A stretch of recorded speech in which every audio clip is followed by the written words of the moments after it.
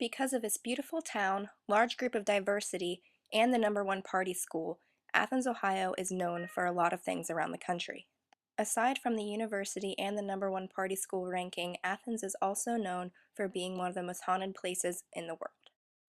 Andy Henderson, an author and creator of ForgottenOhio.com, has seen a lot of the haunted places in Athens and has done a lot of research over them. Literally speaking, I got started on my website because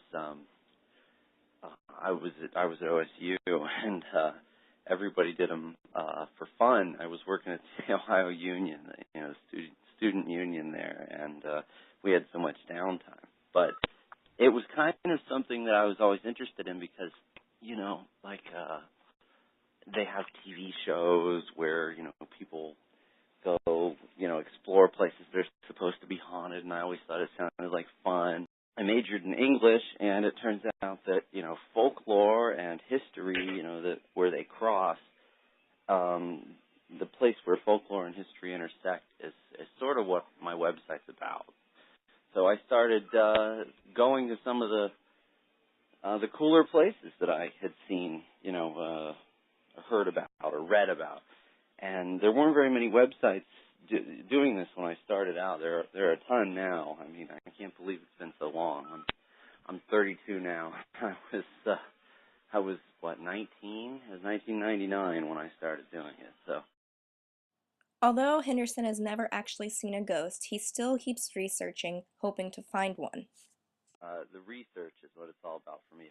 Henderson says that a lot of ghost stories actually have some truth behind them.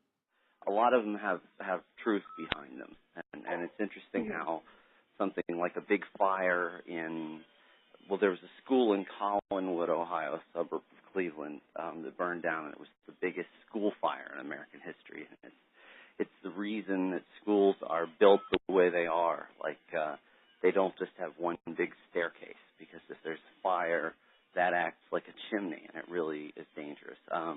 The doors open outward, in every school, because they had people piled up against the doors because they opened inward. And they have emergency bars on them now, all because they didn't have any of that. And 115 people died. There were only, I think 2 or 3 people who were in the school who survived. It was such a bad fire.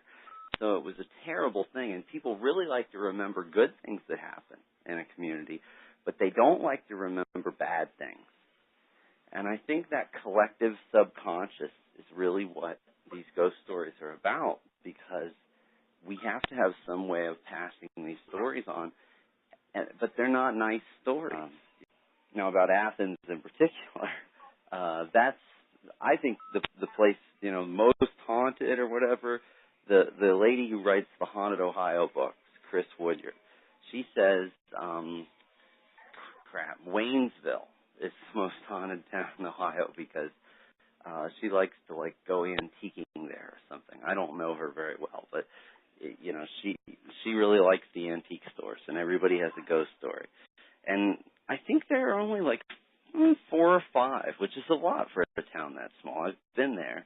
But Athens has one everywhere. I don't want to say every building, but, so many.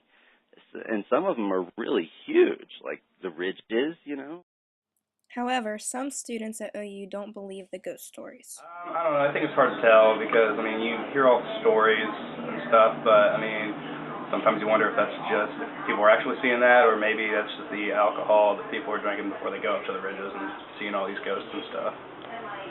Maybe that's influencing what they're seeing or whatever.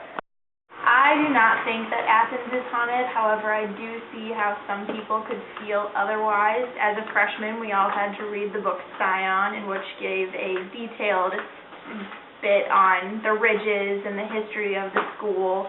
And in there, we learn of the ghost of one of this in the slave trade, and I can see how some people might fall into the idea of maybe Athens is haunted. We're all told stories of the haunted dorms, but I personally don't believe any of the ghost stories.